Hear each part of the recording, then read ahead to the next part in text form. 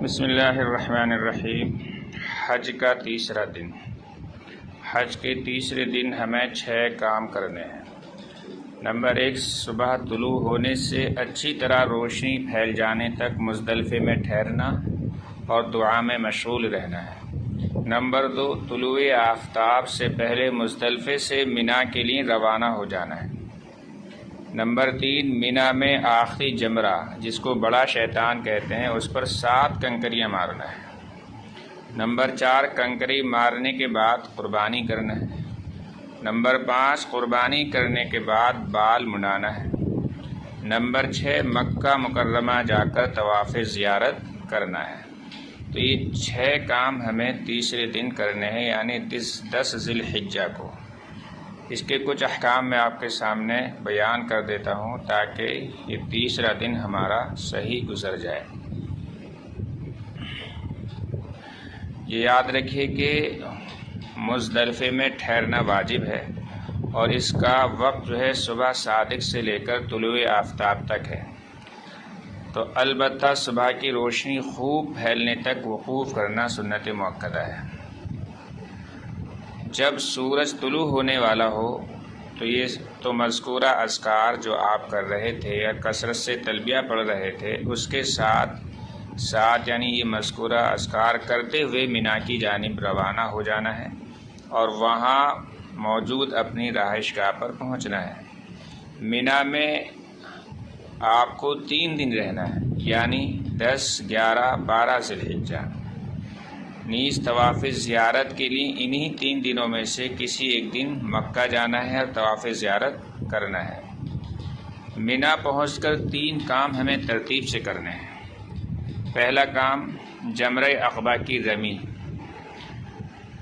جمرات پر جائیں اور صرف جمرہ عقبہ کی رمی کریں، یعنی اس پر 7 کنکریاں ماریں۔ اس کا طریقہ یہ ہے کہ جمرے سے کم از کم 5 ہاتھ کے فاصلے سے ہر کنکری پر بسم اللہ واللہ اکبر کہہ کر جمرے کے ستون کی جڑ میں ماریں۔ کنکری کا جمرے کی جڑ میں یا اس کے نزدیک کے احاطے میں گرنا ضروری ہے۔ کنکری مارنے کے ساتھ یہ دعا پڑھنا بھی بہتر ہے، رغما للشیطان وحزبہ، اللہم اجعلہ حجا مبرورا وسعیا مشکورا وذنبا مغفورا۔ آج کی جو رمی آپ کر رہے ہیں اس کا مسنون وقت طلوع شمس سے زوال آفتاب تک ہے، پھر غروب آفتاب تک بلا کراہت یہ رمی کرنا جائز ہے۔ غروب آفتاب سے لے کر صبح صادق تک جائز تو ہے لیکن مکروہ ہے، البتہ خواتین اور ضعیف اور کمزور لوگوں کے لیے مکروہ نہیں ہے۔ جمرہ عقبہ کو کنکری مارتے ہی تلبیہ پڑھنا ہمیں ختم کر دینا ہے۔ آج کی رمی کے بعد وہاں ٹھہر کر دعا کرنا مسنون نہیں، رمی کر کے واپس چلے جائیں۔ دوسرا کام ہمیں کرنا ہے قربانی کا۔ جب رمی پوری ہو جائے تو دوسرا کام قربانی کرنا ہے۔ جو لوگ حج تمتع کر رہے ہیں ان پر قربانی واجب ہے، تو لہذا وہ قربانی کریں گے۔ قربانی کے 3 دن ہیں، 10، 11، 12 ذی الحجہ۔ البتہ پہلے دن کرنا افضل ہے اور دوسرے یا تیسرے دن کرنا جائز ہے۔ حج تمتع کرنے والوں کے لیے ضروری ہے کہ جب تک قربانی نہ کر لیں اس وقت تک احرام نہ کھولیں۔ اگر قربانی دوسرے یا تیسرے دن کی تو اس وقت تک احرام نہ کھولیں، بلکہ اس وقت تک احرام میں رہنا لازم ہے جب تک کہ قربانی نہ ہو جائے۔ قربانی میں سے تو خود کرنا بہتر ہے، لیکن اگر کوئی بااعتماد آدمی ہے اس کے ذریعے قربانی کرانا بھی، یا ادارے کے ذریعے جس پر اعتماد و قربانی کرانا جائز ہے، جیسے کہ وہاں ہو رہا ہوگا۔ اسی طرح جو لوگ صاحب وسعت ہوں اور حج کے ایام میں وہاں مقیم ہوں، یعنی 15 دن کے وہاں ٹھہرنے کی نیت کر لی ہے، تو ان پر عید الاضحیٰ کی قربانی بھی واجب ہے۔ جو لوگ حج تمتع کر رہے ہیں یا حج قران، ان کے لیے قربانی حدود حرم میں کرنا ضروری ہے۔ اگر حدود حرم سے باہر قربانی کی تو یہ درست نہیں ہے۔ اور عید الاضحیٰ کی جو قربانی ہے وہ حدود حرم میں کرائیں یا اس کے علاوہ کہیں بھی کرائیں، یا اپنے ملک میں کرائیں، یہ اس میں کوئی حرج نہیں ہے۔ تیسرا کام جو ہے رمی کے بعد اور قربانی کے بعد، تیسرا کام ہے حلق یا قصر کرنا، یعنی سر کا مڈانا یا سر کے بالوں کو چھوٹا کرانا۔ اس کے مسائل چند ہیں۔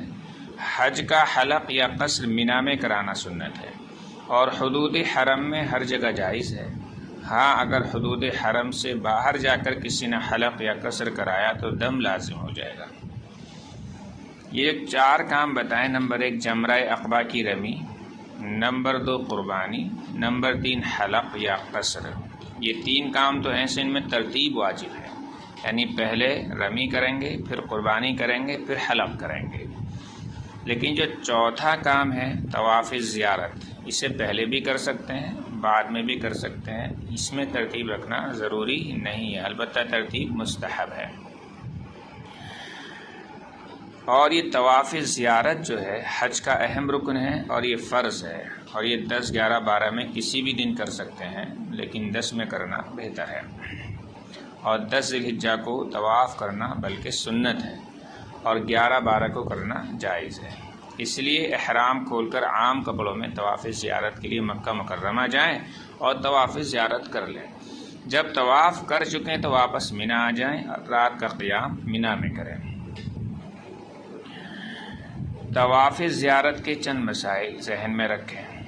10 ذی الحجہ کو، جیسے میں نے بتایا، 4 افعال کرنے ہیں: رمی کرنا، قربانی کرنا، حلق یا قصر کرنا، طواف زیارت کرنا۔ میں نے بتایا تھا کہ شروع کے 3 میں ترتیب واجب ہے، طواف زیارت میں ترتیب واجب نہیں ہے بلکہ مستحب ہے کہ آپ طواف زیارت کو رمی، قربانی، حلق کے بعد کریں، لیکن اس سے پہلے بھی اگر کر لیں گے تو آپ کا طواف زیارت ہو جائے گا۔ طواف زیارت بالکل ویسے ہی کرنا ہے جیسے آپ نے عمرہ کرنے کے وقت طواف کیا ہوگا۔ اب طواف زیارت کے بعد تمام وہ چیزیں آپ کے لیے حلال ہو جائیں گی جو احرام باندھ کر آپ کے لیے حرام ہو گئی تھی۔ اگر کسی نے 12 ذی الحجہ کو غروب کے بعد طواف زیارت کیا، 12 ذی الحجہ کو غروب کے بعد، غروب سے پہلے کرنا ضروری ہوتا ہے نا، یا 10، 11، 12 تک کر سکتے ہیں، لیکن 12 کی غروب سے پہلے کرنا ضروری ہے۔ تو اگر کسی نے 12 ذی الحجہ کو غروب کے بعد طواف زیارت کیا، اس سے پہلے نہیں کیا، تو اب اس پر دم لازم ہو جائے گا۔ ایک مسئلہ یہ بھی یاد رکھیں کہ عورت کے لیے ایام کی حالت میں طواف زیارت کرنا حرام ہے، اس لیے اسے چاہیے کہ اب طواف بالکل نہ کرے۔ یعنی اگر کسی عورت کو پیریڈ شروع ہو گئے ہیں اور طواف زیارت اسے کرنا ہے، تب طواف زیارت پیریڈ کے ایام میں نہیں کر سکتی، بلکہ جب پاک ہو کر غسل کر لے گی تو اس وقت طواف زیارت اور سعی کرے گی۔ اس مجبوری کی وجہ سے 12 ذی الحجہ کے ایام بھی گزر جائیں تب بھی کوئی حرج نہیں ہے۔ اس تاخیر کی وجہ سے اس پر کوئی دم واجب نہیں ہوگا۔ یہ چوتھے دن کے کام اور چند احکام تھے۔ اس کے مطابق انشاءاللہ اگر تیسرے دن کے چند کام اور مسائل تھے، انشاءاللہ اگر اس کے مطابق ہم اس تیسرے دن کو گزاریں گے تو یہ کام ہمارے سب نبی کریم صلی اللہ علیہ وسلم کی بتائے ہوئے حج کے مطابق ہوں گے۔ اللہ تعالی ہمیں حج کو صحیح طریقے رسول کے ساتھ کرنے کی توفیق نصیب فرمائے۔